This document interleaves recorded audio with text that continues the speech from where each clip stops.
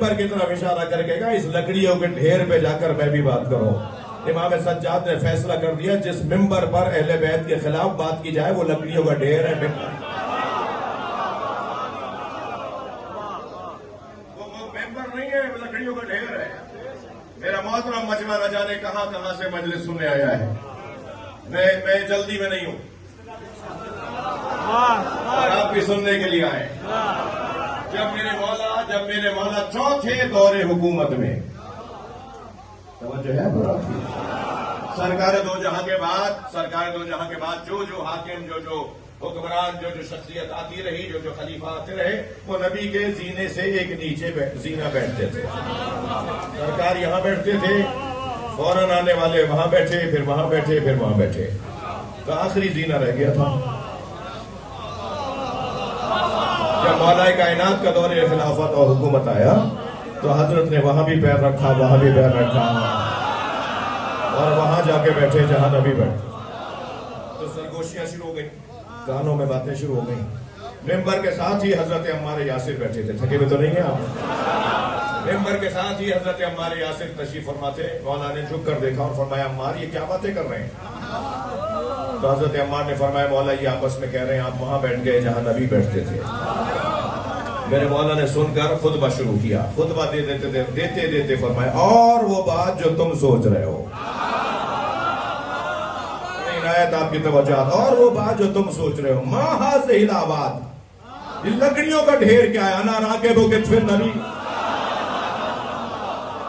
ये लकड़ियों का ढेर क्या है, मैं नबी के दोष पे भी बैठा हूं।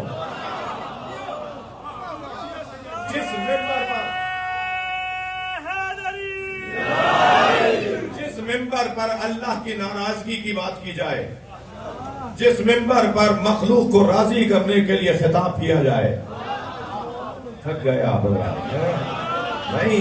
जिस मिंबर पे बैठकर पढ़ने वाला बोलने वाला मखलूक को राजी कर रहा हो और अल्लाह को नाराज कर रहा हो, इमाम सज्जाद की बद्दुआ उसका पीछा करेगी। लिहाजा जब मिंबर पे मुझे बैठना है, ना मुझे पानी नजर आए, ना मुझे सामे नजर आए, मुझे मौला सज्जाद नजर आए,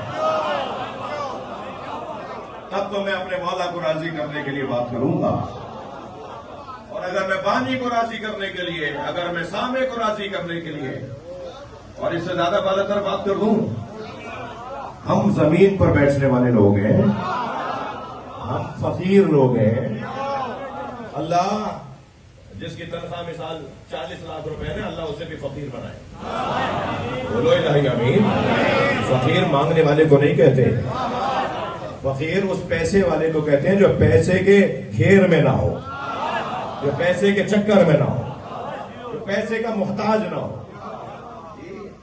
10 मिलियन डॉलर का घर बना लो मगर झुग्गी में रहने वाले को आदमी मानो।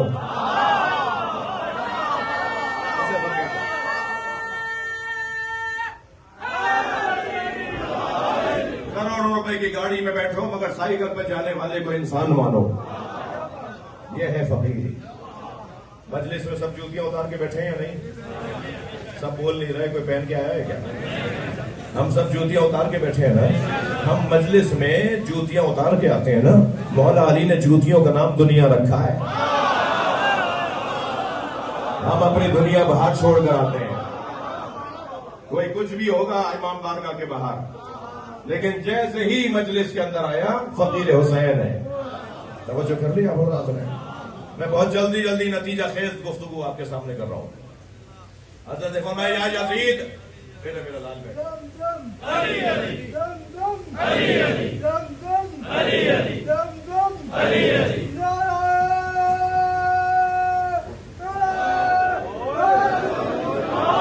मेरे मौला ने आवाज देकर फरमाया या यज़ीद अज़िल्ली अन असदा हाज़िहिल आवाज़।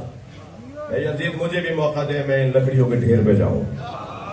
बाबा यजीद ने मना कर दिया, कहा नहीं आपको नहीं बोलने का मौका।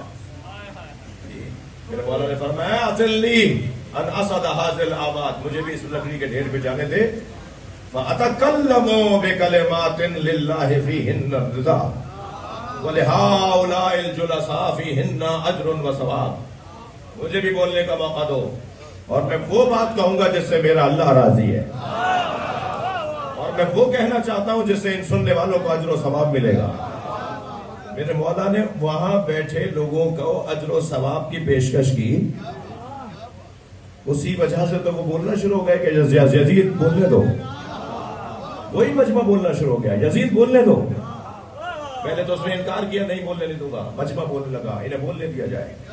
एक ने तो खड़े होकर कहा, यजीद अज़िल्ला, इन्हें इजाजत दो, मिन हुशै, ताकि हम भी सुने ये क्या कहना चाहते हैं।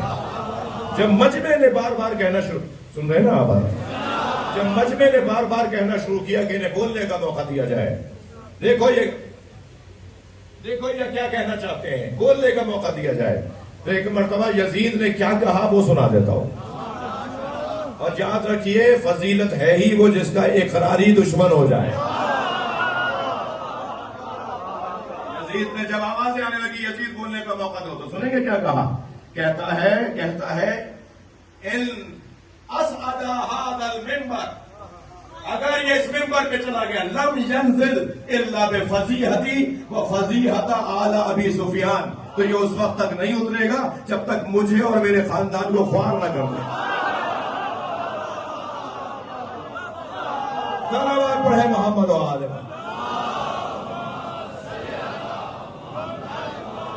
बुलंद सलावत मौला।